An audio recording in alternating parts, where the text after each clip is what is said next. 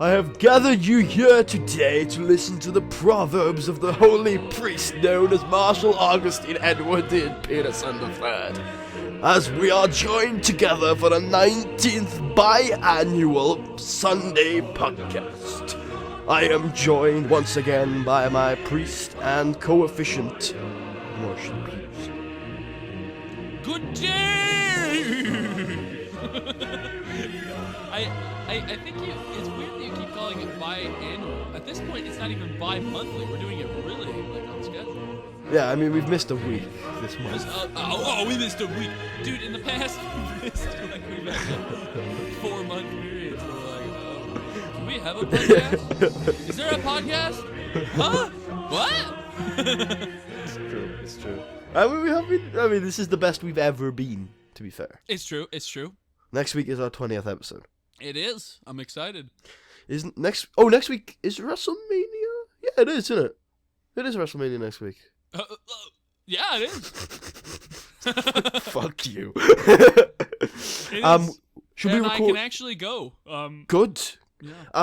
Are you? We won't talk about it on screen, but are you available? Do you think on the Wednesday to record? I thought we were gonna do it live. Yes. So here's my plan. We'll do a live one Sunday night, and we'll record one on Wednesday to upload Sunday morning, because it won't be Sunday everywhere on Wednesday night. I see the plan. I see. Yeah. That'll work. All right, cool. All right, we'll talk about it more off camera, but there will be 2 podcasts next week. One of them will be live, and it will be our WrestleMania 31 special. Are you excited? Yeah. I mean, I think it'll be pretty good. It'll be the first WrestleMania I'll watch live, or yeah. So. Sorry about that. Technical difficulties, aka Puddy being an idiot. So much that you're talking about watching WrestleMania live. Yeah. It'll be the first WrestleMania I've watched live. See all the craziness, all the intensity, all the action. You picked a terrible one. But yeah. Oh man. Yeah, I really feel jealous. Like, I want to go back and actually watch the WrestleMania that I just heard about in story. Which one was that? It was Triple H Undertaker 2. Triple H v Undertaker. Second time round or first time round?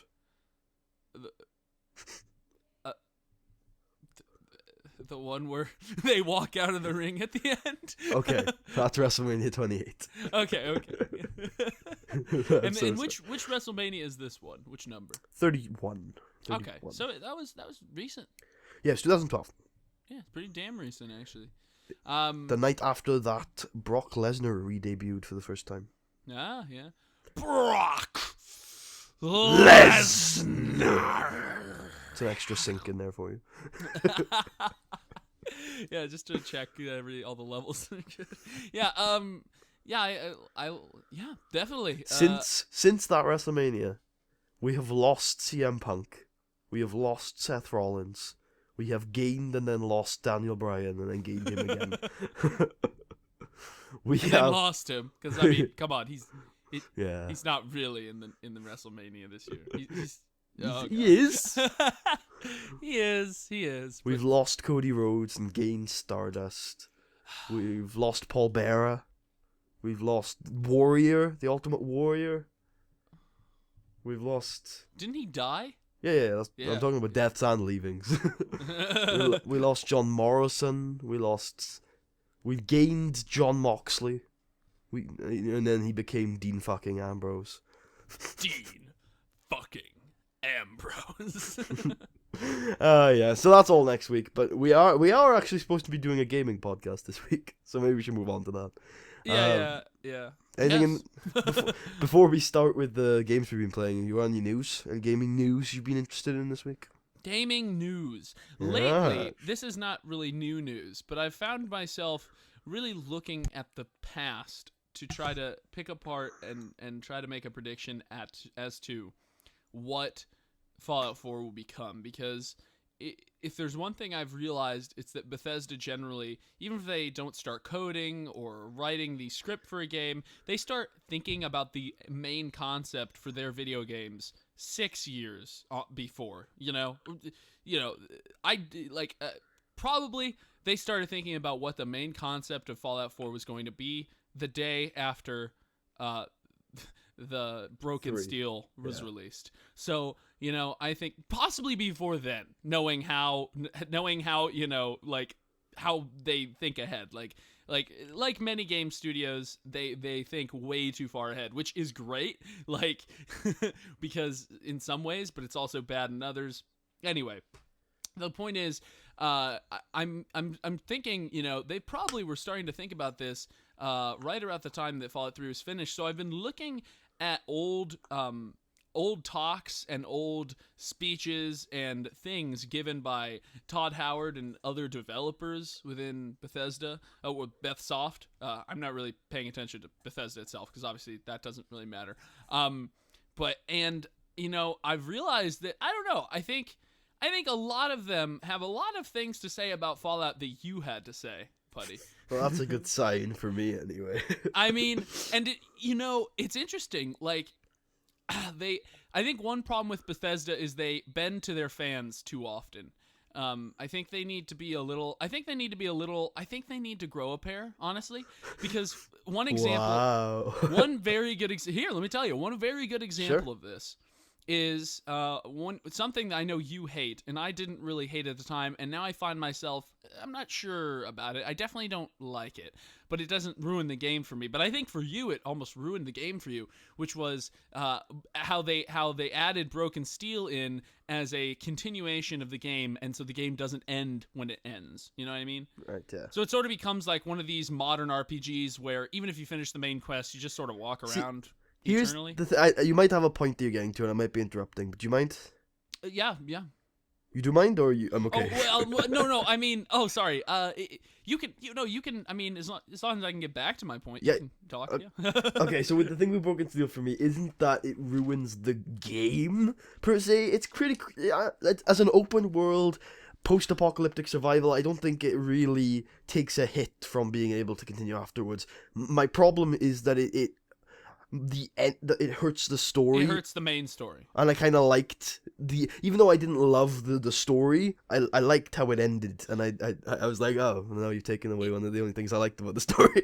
It does make sense, because it ties up the loose end of that person, because there's always this sort of want that we have to see and hear about the adventures of the main character in a game of Fallout after the fact of the game is over, and I think part of that is torture. You're like, oh, we'll never hear about it because it's really hard to do that because, the characters have different... Anyway, my point is, I think you're right. They tied up that loose end, and we liked it. We liked how we tied it up. Unfortunately, a lot of the people, and as you know, most of the audience for Fallout 3 via Xbox were not Fallout 1 and 2 fans. Xbox. They were not RPG players traditionally. They got into Fallout 3 as mainly, that was the first game they played. The Xbox, its lineage is probably the furthest removed from RPG out of any lineage company out there. Sony has a lot of connections to the RPG world. Nintendo obviously has deep-rooted connections. Even Sega has not really, but yeah, kind of. And PC has its top-down roots. Of course, PC has top-down, text-based. PC, no, PC has a lot of RPG roots. But you're right. No, Microsoft, as far as Xbox goes, they really are deeply rooted in more shooters. Shooters, yeah. Halo is the game that made the Xbox what it is. And the thing is, Xbox, they're not even deeply rooted in the shooters that I love. They're deeply rooted in modern shooters. In console shooters, in multiplayer console shooters, the modern, go out there and get them shooter. You only get 2 guns, you gotta wait for your teammates to open the door for you. I'm about to vomit. No, you've got to use a controller to play it. Ugh. And you can't kill everyone. You can't kill everyone. You're not allowed to kill everyone. Okay. Did you? Anyway, I think you wanted to make a point. Yeah. Let me wrap up this point of why Bethesda has tiny child balls. Because you think they yielded to the community with Broken Steel because Todd Howard said that they originally they originally had absolutely no plans to continue the campaign after the end of the game. You know, that was it. That was the end. The end was the end. And they wanted it like that because that's how Fallout 1 ended. They planned it that way. And they liked that. And so they did that, and everyone on the team was like, yeah, that makes sense. Why would you do anything else? And then the community that had developed on Xbox and, you know, possibly on PlayStation, although, you know, anyway, the community on Xbox basically freaked out. They just threw their shit in the air. They're like, what? You can't continue the game after? And they all really complained their asses off. And so because of that, Todd Howard even said this. He's like, well, because of that, we decided to just change it because they were all really angry at us. And I was like, So that is a case of Bethesda not having a pair of balls and not doing what they originally thought was better for their game. Because, you know, those Xbox players might be complaining at first, but they're not going to be playing the game in 5 years down the line, in 10 years down the line. We are. Okay, and that's the difference. Like, they need to realize that who gives a shit about what the Xbox? They already gave you your money. See, here's the thing. I'd like to refute that point and say that there are still players playing on 360 right now, Fallout 3 in New Vegas. But I only know 3 people that still play Fallout 3 in New Vegas, and all 3 of them play on PC. So I can't, with evidence, tell you that you're wrong. I'm not saying there are no Xbox players, but I'm saying is the majority of them were that sort of culture, and because of that, they and I'm not saying there weren't those people on PC either. What I'm saying, I'm not necessarily referencing Xbox. I'm more referencing the deep-rooted Fallout RPG culture, and those people are the people who are going to be playing in 5 or 10 years. And I think those people are the ones that care about those aspects of the game. So I think Bethesda really needs to, like any game company, stick with your guns. You know, even if someone doesn't like your idea, even if someone hates your idea, even if I hate your idea, at least I respect you for staying with it. You know. Well, I think a consistent narrative is made better when you stick with your guns as well. And I do care, right? But, like, I don't mind if you tell a narrative that I don't connect with, especially in Fallout, where there are narratives everywhere, that I could just go and explore a different one. But make sure you tell a coherent and, a narrative that connects with some people. You know, have a story to work on. You can't, like, as a creator, as an artist, you cannot give in to what other people think about your art. Unless you're Mass Effect 3 and it's terrible. You have to. I liked Mass Effect 3. You have to. Did you like the original ending or the bullshit added ending that was just as bad? I never played the bullshit added ending. I liked the original ending. You obviously like colors. I on the other hand, can't see them. Oh shit. Anyway, so yeah, I think the what was I talking about? Oh yeah, balls. Yeah. What? You're talking about big hairy balls. Big hairy balls. So yeah, I think the shit. Now you said that, and you totally derailed me. Yeah, but Bethesda doesn't have big hairy balls, and they need to grow a pair. They need to stick with their guns if they want to make a game that people will talk about and respect years from now. Who gives a shit about what the magazines say day one or what the Xbox players say a month into the release? You should be caring about the long-term reception of your game and whether it passes into the annals of history. While I would agree that long-term sales have become an incredibly important thing, especially on PC in modern-day games, and Steam sales and modding can revitalize a game years after its release, Day 1 sales is right now, and probably for a very long time, still the biggest source of income for any game. Oh, I'm not talking about Bethesda as a company. I'm talking about Bethesda Softworks as a developer. For them to respect themselves, they can't give a shit about sales. Leave that to the big wigs at ZeniMax. Corporate ethics is determined by the market, my friend. Okay, I'm not going to have a talk with you on corporate ethics because I didn't understand a single word you said on that video. And I'm pretty sure you didn't either. But I am a 5-year business student, okay? I know the market. I'm sure you do. But for me, I think of Bethesda Softworks not as a company, but as, you know, a group of artists trying to create a work, and, you know, they should focus on their art, not on the sales and what sells more. Anyway, that's just my opinion. I mean, you know, you can disagree if you like. I think focusing on sales, as we can see, horribly ruins games. I mean, if you look at Call of Duty, when it used to not get a lot of sales, it was a great game. And then they started thinking about merchandising and money and outsourcing the development so they could ramp up the amount of releases they had. And I mean, first of all, yearly releases is a bad idea for any series or company. I completely well, agree with you on that's a sales strategy. They make a shit ton of money. Yeah, but it's getting worse. Their sales on Ghosts and Advanced Warfare. They still make a fuck ton of money. Yes, but Advanced Warfare and Ghosts sold worse than the previous one, a phenomenon that hasn't happened in a very, very long time for that series, showing that they are, like, worse games after are they've made selling so worse. much money that they will never have to make a game again, then they start losing money. When Modern Warfare 3 was when Modern Warfare 3 was a bad game, people get sour towards the next Infinity Ward game. I wasn't the only one who didn't buy the next Infinity Ward game. A load of people didn't. Like, if they made a mistake by making a bad game, they didn't make a mistake by trying to make it a global phenomenon. Yeah, I mean, I don't really have a problem with Infinity Ward specifically. I have a problem with the whole franchise at this point. I didn't really enjoy Black Ops that much, except for the zombies. I thought the campaign was, everyone was freaking out about the campaign, and I was like, it's decent. Well, I don't give a shit about the campaign, but the multiplayer and the zombies. multiplayer was pretty not that good. The best multiplayer in every Call of Duty game.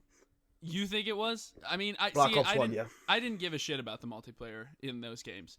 The only reason I buy a game is for the campaign, and the multiplayer is a side thing. Unless the game is a multiplayer-only game and I'm buying it to play with my friends, like Killing Floor or That's Payday. how you should have bought Call of Duty Black Ops, because that's basically what it was, but they put a campaign in there because the publishers thought it would sell better with it in. It is not a game where the multiplayer is a side bit. The multiplayer is the game in Call of Duty. No, I'm just saying modern. that's why I'm telling you my problem with the series as a whole now is it's become that. And it started out as one of the... Most of the games in the series are that, though. It's a majority now. No, I know. That's why I hate it. I'm saying it started out as a great campaign. And even going into the genesis of multiplayer with, Call of Duty... in my opinion, Call of Duty 4 was the first game that people started playing a lot on multiplayer. They played... Call of Duty 3 was like a total fuck-up. 2 was big. But Call of Duty 4 still had a kick-ass campaign. And... then you get to, and then in my opinion, Call of Duty 5 still had a kick-ass campaign. And then once you start, then when you got to multiplayer, I should call it multiplayer 6. The campaign just suffered so much from their focus on the multiplayer aspect of the game, and that's really where the series ended for me. And it hasn't really, it hasn't existed since then. So I went from World at War to Black Ops 2 full time, and I still in that period was never let down by Treyarch. Even in Black Ops 2 where I didn't play it as much, that was because I just didn't have as much time on my hands. Treyarch haven't made a game since Black Ops 2, are still a developer I trust. If I pick up a Black Ops 2 copy, will you think I'll be impressed by the campaign? No. Okay. No. So once again, all I'm saying is for me, the series is absolute shit. But you shouldn't think of Black Ops 2 as a single-player game. When you say, the multiplayer isn't that good, though. So why would I think of it as a multiplayer game? Because it was. Well, you can't think of a game that's inactive as a good multiplayer, because it's not. So in other words, the game is just shit? You shouldn't pick it up right now, no. Well, forever. You shouldn't pick it up ever again. In its 1 year season, a game that has no longevity, in my opinion, is also a horrible game. Well, if you get 60 hours out of that year, then you're fine. Which I got over 200 hours out of that year, so I think it's a great game. Most of the really good multiplayer games that I play that are multiplayer focused, it's not like all of a sudden, oh, it's been 5 years, so now no one plays on the servers anymore. Well, when Killing Floor 2 comes out, if it's good, you probably won't see Killing Floor.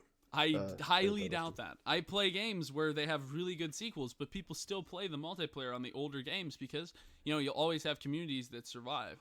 I mean, even though they made the new Quake Live, which was pretty much just a rebranding of Quake 3 Arena, there's still people playing on the original Quake 3 Arena servers, and the game is like a bajillion years old. It's as old as the fucking hills.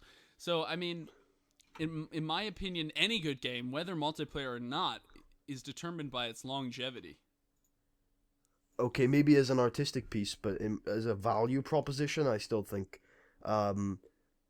you can evaluate a game year on year. Like this year, a game can be less valuable than it was if you would pick it up a year ago. Or more valuable.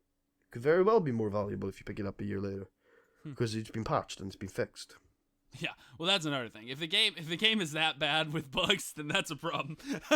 I just mean in general, you've slightly yeah. I know what you mean. Yeah. Like, for example, Diablo 3, when it released, was a horrible game, but a year later, people were saying decent things about it. So, well, it's because the PS3 version was different and better, surprisingly. Wow. I can't explain why, but someone could. I didn't play any of the versions, so I can't really say anything about it. I only played the PS3 version, and I did not enjoy my time. So. Oh, you got it for your PS3? No, I played it when I was drunk with people.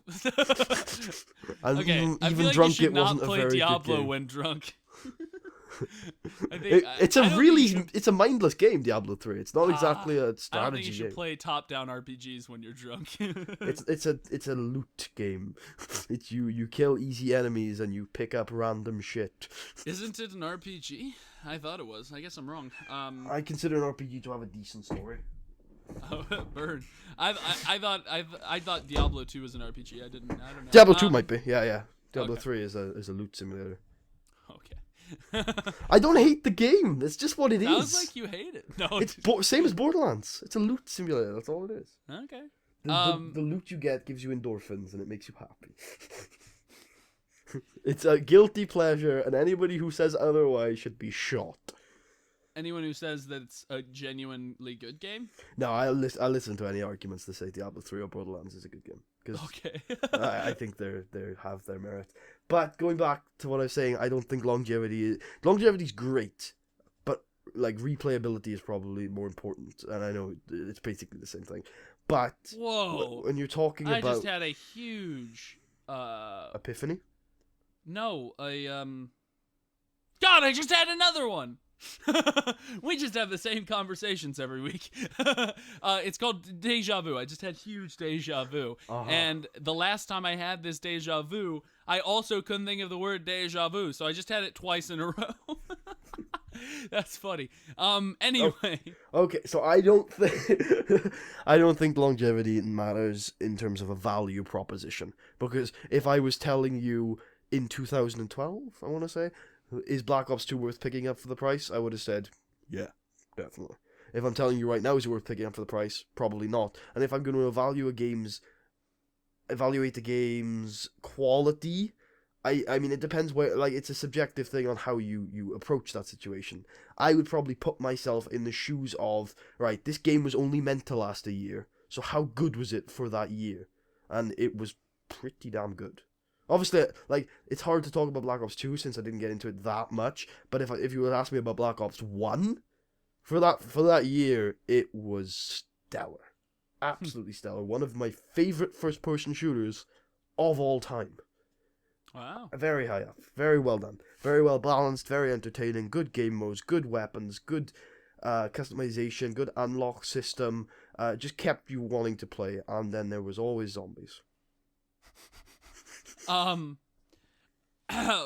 anyway, yeah, I guess that's we talked a while about longevity. So anyway, would you like to go to one of your topics? What have you been playing? Okay, I was happy to keep talking. Oh, I mean, I want to mix it up. I mean, if you want to just keep arguing on the same point over and over again, I mean, we've kind of hit a brick wall. I mean, so. I think when you've stressed an issue enough, there's no reason to continue. If you'd like to continue, we can. Look, you're the one who's got to continue it because you've got a rebut, but I don't. I'll move on. If you want Okay, to. my rebuttal is, that's fucking idiotic. A game should basically be judged on if it still is a good game. At the end of the day, I think a game. But when is the end of the day? I think, in 5 years. 5 years time. In 10 years. 10 years time? No, when is the end of the day? In 5, in 10, in 15, in 20. So wait, do we have to evaluate every single time? No, I'm saying, is the game good timelessly, no matter what the time is? Okay, no matter what the day is. So wait, how are you supposed to evaluate that when the world keeps turning? A game that is developed for 1 year for the purpose of playing in a single year, and then after that it's, oh yeah, sorry, you missed it. I think that's stupid. I don't think you should build a game that's only meant to be played for a single year. That, to me, in its entirety, it's designed to make money. It's designed as a merchant, it's an experience, a money making scheme. You weren't there. You don't know. You weren't there, bro. you weren't there. But it's not Woodstock. It's a video game. I can genuinely tell you that for the money that I paid, I got my money's worth. But you don't go into that game thinking I'm gonna play this game with my grandkids. You don't. If you want to buy that, there's games out there and they don't market it to you like that. They don't lie to you. They don't say, "Oh, you're gonna want to play this in 100 years' time." They're literally like, "Okay, this is the new COD." You know, there's no bullshit. Everyone knows what it is. You can play it for 2 years. After that, you can play it with guys who like Black Ops. Guys who are really good at Black Ops. You're not going to enjoy it because they're going to fucking rape you. Because they're awesome. Alright? You can go play it if you want, but you're going to be the worst player in every single lobby. I'm going to be the worst player in every single lobby. 2 years. Max. 1 year usually for the prime. You know that when you put your money down. I still know one I know someone who still plays a COD multiplayer, and it's been like 8 years. Not 8 years. Fuck it. Yeah, it's probably been like 8 years. Yeah, he's probably really good. Nah, he's not really that good, but he enjoys it. Anyway, but that's a different thing entirely. He's more of just like an old guy. He's not really a gamer. He used to be a gamer. I've always said this. He used to be a gamer. Now he's old. Anyway, you put your money down. You know what you're getting yourself into, and at the end of the day, there is two separate arguments to be had for game reviews, and one is value, and the other is actual quality. Like, you can talk about a game's value for a very long time, because it goes down and up and fluctuates, and there's an evaluation that has to be done almost every week about whether a game is worth its new price. But when it comes to quality, when it comes to its value, not in terms of monetary value, but in terms of quality value to its genre, to the gaming industry, or to you personally, that it changed you as a person, then that is a whole different topic to be had. And while I agree longevity can be brought into that second category, I don't think it can be discussed in the first category, but when it comes to Call of Duty, you shouldn't even be thinking like that. Because that's not what it is. There are other games out there that are exactly the same. You're putting your money down for an experience, and if you're trying to put your money down for that experience right now, you're not going to buy Black Ops 2. You're going to buy the one that's actually relevant. And you probably should wait, because Treyarch are making one next year, and there's going to be another experience that's just as good as it was 2 years ago, 3 years ago. Probably. Yeah. I have to wait and see what kind of time period they're setting themselves in, because I heard World War II, and I do trust them because they made a good World War II shooter, but I don't know if I want to play World War II shooters anymore. I personally love World War II shooters, but I mean World War II shooters. I do think they should go farther back, though. I think one thing in game genres, as far as FPS is there's this sort of fear that if you make a game in World War I, or you make a game even further back in the time where you have smoothbore muskets, that they're fearing that, oh, the game's gonna be boring. There's not enough action. There's not enough clips. Oh, you don't have a high capacity machine gun that can mow down 1,000 men in a single flurry. That does not mean war was just as intense 100 years ago as it is now. And I think there's a definite fear. Now, whether you think those games would be good or not, I definitely think there is a huge fear with the with first-person shooter developers of going further back than World War II. They don't want to do it. They're scared out of their minds because no one's ever made a really good game beyond that. A couple people have tried. Those developers, though, were shitty developers, and that's why they made shitty games. People try to point at the couple games that have been made in like the Civil War period or World War I, and they're like, well, that game was horrible, so that's why we're not going there. It's like, no, the developer was shitty. Don't blame the game on the entire time period. It was called the Great War for a fucking reason. It wasn't a boring war. I think there's like this general fear, and me as a historian, not necessarily, I'm not a historian, guys, but as someone who loves history, I would love to see shooters go a little bit farther back, experiment. Like you can't go super far back because, you know, if it's a shooter, you have to have guns. But I still want to see them go a little bit back because, you know, I think they have a lot of experimenting they could do. And I think just going back to World War II again, you're right. It is boring. It's rehashing something that they did, 10 years ago. And if they go into the future again, that's boring too, because it's like, oh, it's the future. You got robots and shit. I get it. You know, it's like, so I definitely think if I'm going to be impressed by a multiplayer or a modern shooter in the next few years, they will impress me by doing what the other companies are scared to do, and that's to make a game in World War I or Napoleonic Wars or the Civil War. Well, for us, I mean that's sort of just a Victorian age period as far as war in general, you know. And anyway, but that's my thing on that. I don't know what you think about that. What's your opinion on those time periods? Would you want to play a game that was set in World War I? Because I've talked to a lot of people like this, and they've been, and I asked them, I'm like, and they're like, well, it takes like a minute to reload your gun, and I'm like, no, what? No, it doesn't. Anyway, but what's your opinion on it? I like my favorite shooters are somewhere between 1950 and 2100, so that's probably where I'm. 2100. Yeah.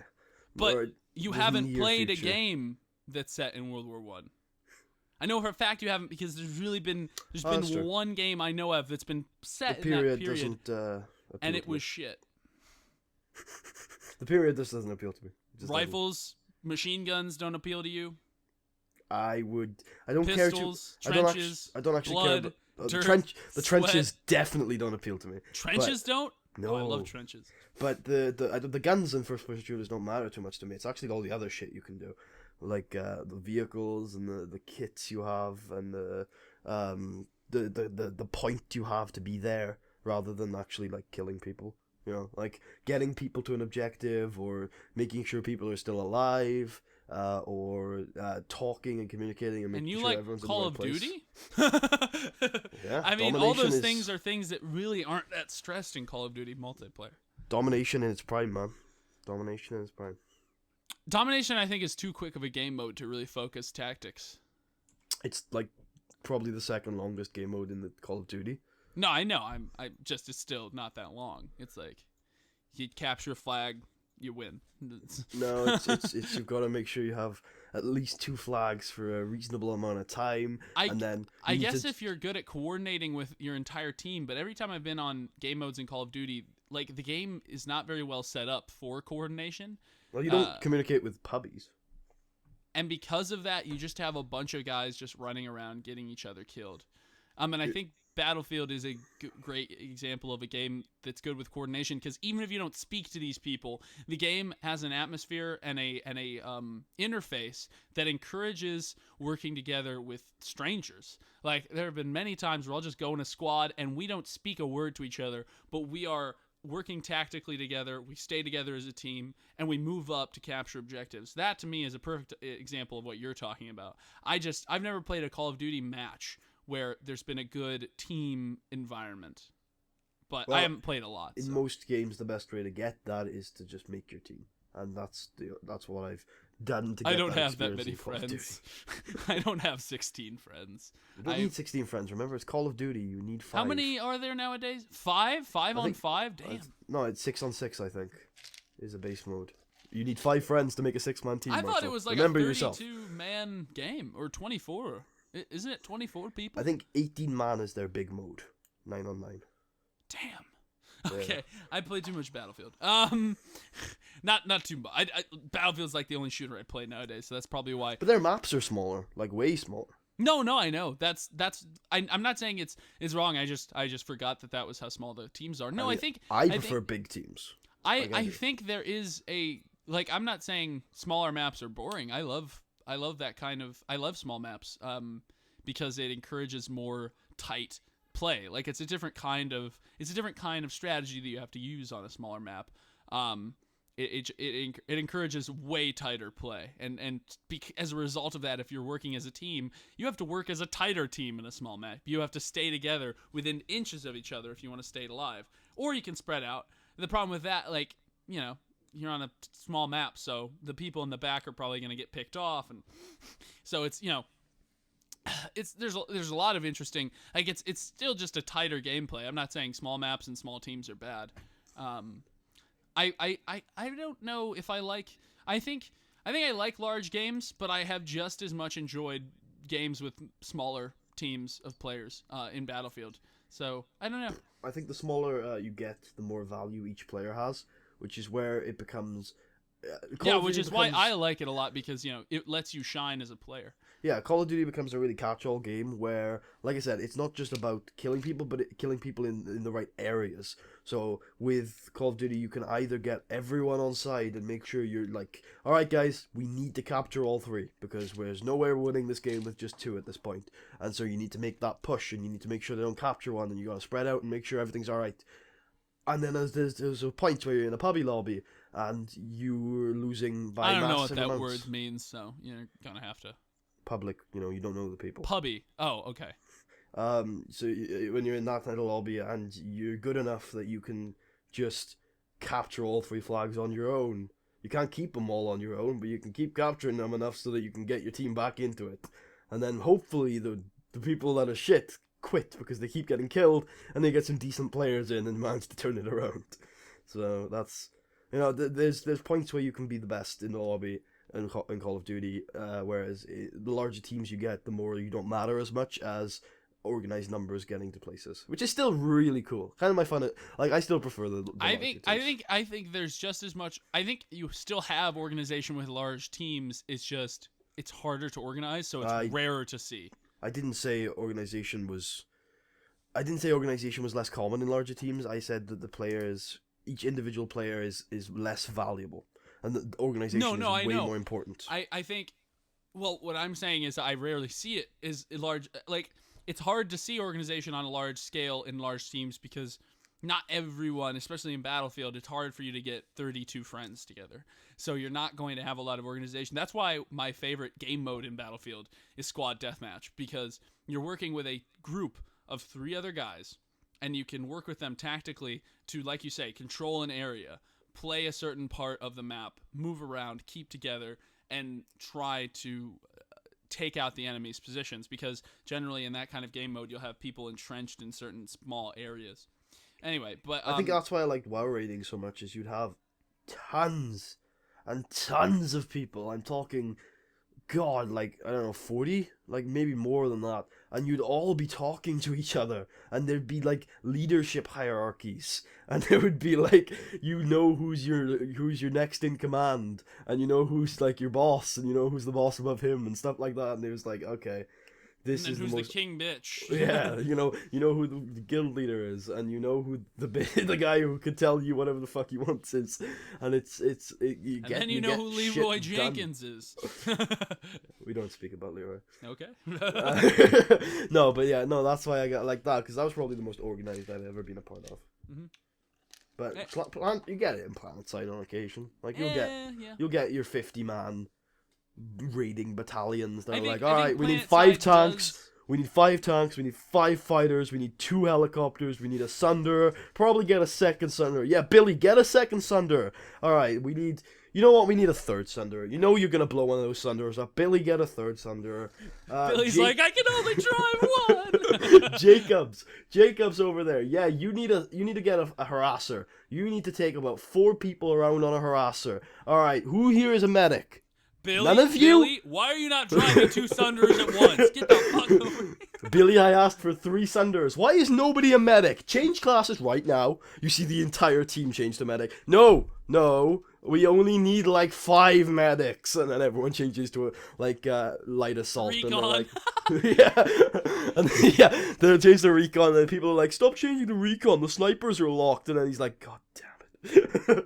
But you see it sometimes where you're not like those 6-7 tanks in unison with a giant raiding party behind them, and you take a base, but then you eventually realize there's only like 2 enemies in the base, and you've massively over prepared. Yeah. But So basically, I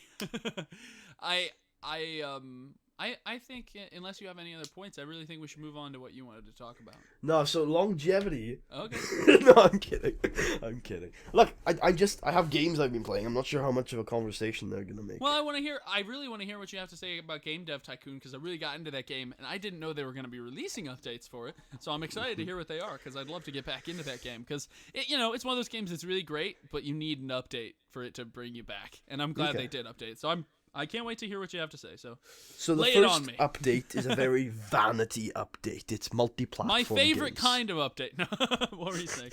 It's multi-platform games. That's the first thing I noticed, which is vanity. It doesn't really improve the gameplay, but it's kind of cool to be able to release on multiple platforms. Okay, yeah. Yeah, you can release a game on 3 different platforms at a time. I think. Now, just to make sure that we're on this, when was the last time you played it? When pre-alpha. So some of these updates I may have already seen. Continue though. Ruh-roh. So, and the other update that I want to talk about, I'm sure there's loads more that I'm not looking at, like code changes and stuff, but the biggest update for me is they now give you feedback on what things are important for what genre and what topic. So they'll say, ooh, you can do a report after the game is finished, and it'll say, ooh, game design is really important for RPGs. Who would have guessed? And things like that. And it'll tell you when you're about to make a new game whether you know these things are important, or whether you think these things are important, or whether you think these things are not important. They give you little indicators to see what your research is telling you. So, unlike when the game first came out, where it's like, here you go, here's a bunch of code that doesn't make sense, go read it on a wiki, or get lucky. Okay. Or write a bunch of notes. Now it's, here you go, here's actual game mechanics that show you how to become a better game developer, and also that reward you for sticking to one genre and being a specialized game company. I like that. Yeah, all those things I've already seen. So I'm never. Did you pick up when did you play the game? Probably like a year ago. When did I play the game? I don't know, but most of those things are been out for. I mean, I didn't pick it up pre-alpha, so I guess that's the different experience there. But yeah, no, it's a really great game. It's really fun. The art design is surprisingly satisfying for me. I really like the little cartoons. It's been 3 years. There you go. So I really like the little cartoons. I never think with a game like that the art design is while I'll be playing it, but I find myself thinking, wow, I fucking love this art, and I think it's a great game. It's fun. It's nostalgic in a lot of ways because it sort of goes through the annals of gaming history in a sort of parody way. And you can point at the games and be like, oh, I remember that console, or oh, I don't remember that console, But yeah, no, it's a really good game. Do you enjoy? What are your opinions on the game overall, excluding updates? Well, now I think it's really good. So you didn't like it before? No. Oh, okay. I thought it was a failed concept. Whoa. But now, yeah, a good concept, but a failed concept. So how long ago did they release that feedback thing? Because that's my biggest complaint with the game. They released that 2.5 years ago. Probably a month after you stopped playing. Why do people not talk about this? This is a big thing. I don't know. This was the biggest. I saw it. I played it. I knew about it. this was the biggest complaint with the game when it came out, is that there was obviously no feedback. that complaint was heard. I can't believe that they released that and I never knew. Yeah, I don't know. That's definitely been out for a long time though. The feedback thing and the multi-platform thing, I'm not sure about that. I can't actually remember when they put that in. But yeah, and then they did. Were you able to create your own console when they released the game? Yeah. Okay. Anyway, yeah, I think it's a fun game. After a while, though, the game can get to the point where you have so much money that you literally rule the planet. Like, I got to the point where I was the largest, like, company in existence. In fact, my company was so rich, it basically could buy all the countries in the world. Like, I could match the gross domestic product of every country in the world. This is how many people were buying my video games. It was insane. I think I had $1,000 quadrillion. 1,000 quadrillion, which is like, what? That's so much money. Which is not a real number in most places. I don't. It is in my place. So anyway, I had $1,000 quadrillion, which was just insane. Which is actually a quintillion. I had like a quintillion. I had like Okay, 8 did quintillion. you play it when there was Steam Workshop support? I don't remember. I didn't look at the Steam Workshop if there was at the time, so I don't know. Okay, And- keep talking. So anyway, Did you have 5 save slots or 3 save slots? I believe I had 3. Okay. I don't Keep remember save slots. Slave slots are a completely different thing. Okay. Okay.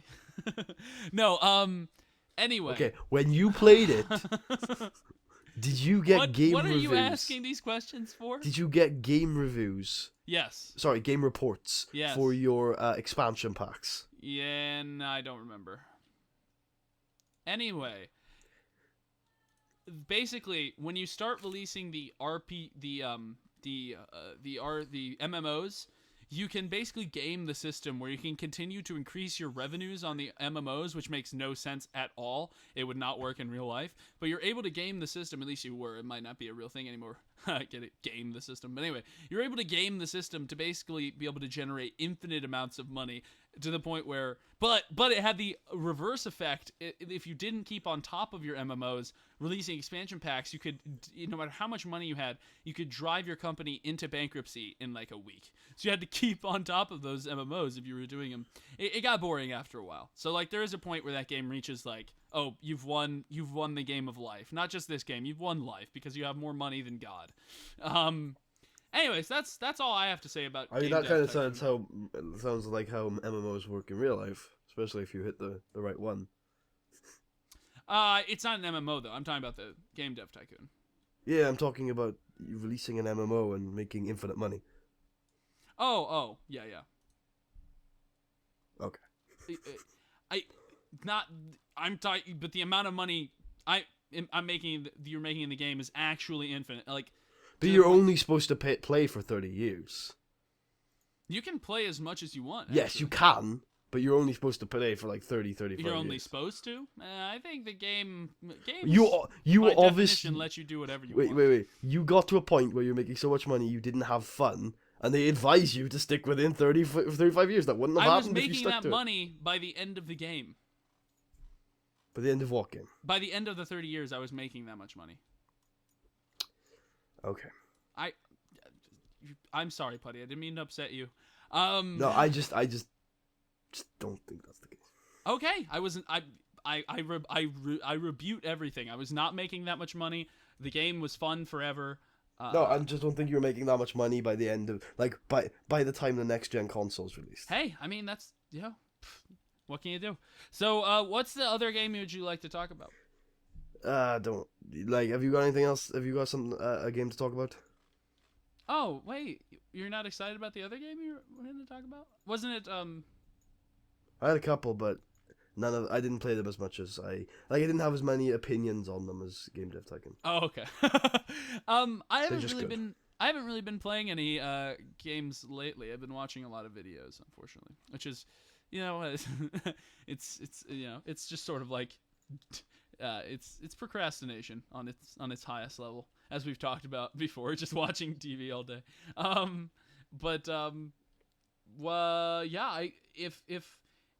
If you don't have any other games to talk about, I thought we could switch to the topic I came up with earlier, which I really liked. Sure. Which is, what do you think is the expiration date for a series? And that is, how long do you think a series can last before their game series is driven to the limit. It can no longer produce good games, and or to the point where no matter what game, like not to the point where necessarily they're going to be, obviously no game series is going to constantly be getting hits. You're going to have hits and misses. But is there a point to where a game series can no longer have a hit? It can no longer produce a game that is good. What do you think about that? Do you think there is a point where a game series is just maxed out all of its potential? It can no longer produce good games anymore. It can only produce mediocre sequels. No. No. No. There isn't a point. So you believe I think Nintendo has proven that. So, okay, yeah. So you believe there is just infinite potential for a series? Well, infinite is a very, very long time. Yeah. Yeah, I think. Let's say 30 years. I think it's going to take about 50 years for a series to be crushed. Yeah, I mean, certain companies can do it a little faster, like yearly releases. Yeah. But no, if you play it right, you will. If you're a good enough game developer, or you have a hardcore enough fan base, or you have enough good ideas, you can certainly pull out a series as long as you want. I think the question isn't length of time, because we went 10 years without a Fallout game. It's more of like number of games. Mm-hmm. At that point, maybe I could put a number on it. Maybe like 20. 20 games? Maybe. Yeah. Now earlier I worded it differently and you had a different answer. So I was just joking. Oh, okay. I was just like 3. Yeah. Every third game in a series is terrible. Actually, you said 2. yeah, but I meant every third game in a series is terrible. The first 2 are fun. Yeah. Yeah, I definitely don't agree with that. Which, to be fair, I don't actually like any video game trilogies except for Mother, and even in that case, the first one wasn't great. Mm-hmm. And I mean, nobody actually considers the Fallout trilogy to be the Fallout trilogy I like, so I won't class that one as a trilogy. Mm-hmm. So yeah, I haven't seen a gaming company do a trilogy right. That's fair. Phoenix Wright maybe. Go on. Okay. Yeah, I was gonna say, you said Phoenix Wright was like the greatest trilogy ever. Like you were crying when you first played it. But no, that's Phoenix Dual Destinies, which is number 5 in the series. Oh Jesus! So they continue. Not only were they able to make a great, threequel or whatever it's called. Sorry. They were able to make it's a second sequel. Exactly. So they were able to make great games overall. To me, that's exactly They had 2 misses though. Well, fuck them. No, I see. My example of a really good trilogy that I think was perfect for me as a gamer is Gears of War 3, which I love that game, and I think it ties up its trilogy really well. I think you're right. And one of the problems with a lot of trilogies is there is not focus. There's like a trilogy will you'll have the first game. And then you'll have the second game, and a lot of times the third game won't be released until like 40 years later or something. Not that much, but you know what I mean? Like so. When you start to lack focus, you tend to like focus too much on the blueberries. Yeah. I know what you mean. But like, I do agree with you. Like, it doesn't tell a consistent story throughout all 3 games a lot of the time. It's just loosely connected through ideologies and theories. Yeah. It's sort of like it's yeah. You're right. It's loosely and after 10 years of not having made a game, they come back to try to make the third one, and the company's changed. Maybe it's not the same company anymore. The technology's changed. Everything's so different that to try to make that sequel, it's hard. It's really hard. Anyway, but I mean, the gaps between I mean, that's the thing. Like, not all games with a 3 in it are the end of a trilogy. A trilogy is a specific thing, and like there are some games that really do work well together as a 3. Like, they tell a story that starts in 1 and ends in 3. As much as I criticize it, Mass Effect's story does start in 1 and does end in 3. There is a clear story there that they're trying to finish. But with certain like Fallout 3, like I say that's not my trilogy. It really isn't a trilogy. It doesn't finish any stories from 1 and 2. Yeah, no. The game, I mean, even if you thought the 3 games were all perfect, you're right. There is no story continuation. There's no story continuation really from Fallout. There's an atmosphere. The overall universe continues, just like in Elder Scrolls, but there's no story. The that story of continues. Fallout is the growth of the NCR. And in my mind, the story of Fallout is, the growth of humanity. But anyway, you're right. There's no story that continues. It's just the world is constantly changing in the background. And the same thing with Elder Scrolls, made by the same company. That the overall story is new each game, so it's hard to call it a trilogy, or in Elder Scrolls' case, what would it be, a quintilogy? Anyway, but it's always a different game. You know, when Star Wars had 6 titles, there's the original trilogy and the new trilogy. There's no quintilogy, there's no quad trilogy, there's just trilogies. If you don't make 6, well, you've got 1 trilogy and a few spin-offs. Then what's a 5 game? It's just a 5-part series. If there's no 3 connected in there, it's not a trilogy. I'm not saying it's a trilogy. I'm just saying it's no Latin word for a 5-game series. There's no trilogy is okay. Whatever. There's no connection between the 5. You don't tend to have that when there's like it's a chronological it's a chronology or something like that. There is a connection between the 6 Star Wars though. Yeah, but they don't call them a sixology. They call them they refer to them as 2 separate trilogies. Okay. So would you like to get to the Fallout part end of the podcast today? The what? The wishes and fears. Oh shit! I said that we weird. haven't got much time. Okay, let me try and find my wishes and fears list. Why don't you go first? Okay. With a fear. With a fear. Yeah. Fear 8. I wanted to start with wish, but week. Oh, you're right. We did start with. Okay, that's fair. Yeah. So we'll start with the fear this time. So my what is this? The 8th? 8. Technically, yeah. No, not technically. It is. It is the 8th fear in our list, counting down from 10 to 1. My 8th greatest fear for Fallout 3 is that they will try to bring in too many connections. And this is a fear, and it's also a wish at the same time on another, like in the opposite way. My fear is that they'll try to bring in too many connections to Fallout 3. And I think what I mean by this is, I think there is definitely a fear, you said this, that Bethesda is really connected to, is more connected to Fallout 3 as a game than they are to Fallout as a series. You've said this, and I'm still not sure if it's true. It's definitely has some very good backing to that statement. And one of my fears is that they focus only on they focus on making all these connections to the story in Fallout 3 and don't try to let the story in Fallout 4 breathe on its own. That would ruin the game. At the same time, though, I'm not saying I don't want any connections to Fallout 3, and I definitely want connections to Fallout 3, Fallout 2, Fallout 1, Fallout New Vegas. I love seeing those little connections, but I don't think they should at all focus on them. I think the game should be its own, just like any Fallout game. It should shine as its own in its own right. Not making all these connections to old characters. Unless the old characters are in the game. See, it's a complicated fear. But basically, I think when a game focuses so much on an older game in the series, in a game like this, when it's not a trilogy, it ruins it. So what's your fear? Unless you have anything to say about what I just said. But otherwise. This is a unique occasion where I should say my number 8 wish right now. Which is references to previous games. No, but like I said, I wasn't saying that I don't want references. What I was saying specifically is I don't want them to beat a reference to Fallout 3 to the death to the point where it's the main quest line. You know what I mean? Like, So you don't want it to be a Fallout 3 sequel? Exactly. That's what I mean. I should have said that.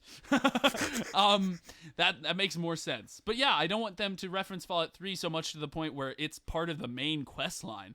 I want it to be its own game in its own right. And I don't want them to reference any of the Fallout games to the point where it makes it the main quest line. I want them to make it its own game So would you like to tell your wish that you just said? So, when I said references to previous games, I just meant that I want to know I'm playing a Fallout game and to have all of the atmosphere that I've had in the past. Yeah. And, there's a lot of things that encompass that, but, Pip-Boy, radio, vault suits, vaults, shady sands, West Coast. You got your power armors and your leather armors and your Brahmins and your 10mm pistols and your big combat horners, knives, your mutants and your ghouls, your and rad scorpions. Oh my fucking rad scorpions! That is the one thing really that connects all the games is that rad scorpions are assholes. Isn't it though? Like, there's not Rad one scorpions game... are such assholes in one though. Oh, I really know, bad. they're such dicks. Like. Literally, the first time I played one, I had to play it 3 times just to get past the field of rad scorpions between me and the next town. Like, I'm assuming you didn't do the cave then. At the very start, you can do a cave of rad scorpions for shady sounds to get antidote for somebody. I didn't do that, no. No, I hated those fuckers. Like, I waited until I had, like, way better equipment to fight. To seek out rad scorpions. But rad scorpions were really tough enemies in Fallout 1, and in my opinion they are really tough in all the games. And like in Fallout 3, oh my god, with the Broken Steel expansion, the albino rad scorpions are basically armored tanks. They're just really overpowered, just like Overlord super mutants are. I had to spend 5 minutes eating blueberries just to take on those rad scorpions. What's your 8th fear? My 8th fear is that they will put in either too many or even at all essential characters. That, in gamey terms, is characters that cannot die. If you played Fallout, I'm assuming you remember the characters that fall to the floor and say, blah blah blah, he's unconscious, and then they get up and shoot the fuck out of you. That is so fucking true. Yeah, no, I know what you mean. Yeah, essential characters kind of ruin the experience a lot of times. I definitely think you should be able to destroy the main storyline if you want to, completely ruin it. Just completely make it unendable. Yeah, exactly. Yeah, alright. Like, and that will be your end. Stuck in perpetual endlessness. No, there should be a way of doing it. You should be able to, like, at the end, like, at a certain date, you can choose to turn this option off if you want to, like, what's the word? A never-ending playthrough. At a certain date, someone just walks up to you and punches you in the face. No. And you're dead. But at a certain date, if you turn this option on, you die in your sleep and you have an ending cutscene of how you failed at everything. That is awesome, yeah. Yeah. So my 8th wish for the next Fallout game is I hope that they think about creating a story that is a little less linear and more segmented. And they did this well in Fallout New Vegas, and I enjoyed it. So that's why I think I want it in the next one if they do it well. And that's sort of making multiple main storylines, faction quests as they're called. I think a segmented storyline adds more gameplay to the game and makes more interesting, diverse characters from playthrough to playthrough. And I think doing that, focusing on factions. Well, I'm not going to say that because that's actually another wish and fear. But focusing on segmented main quest lines is awesome, and perhaps even different starts to the game.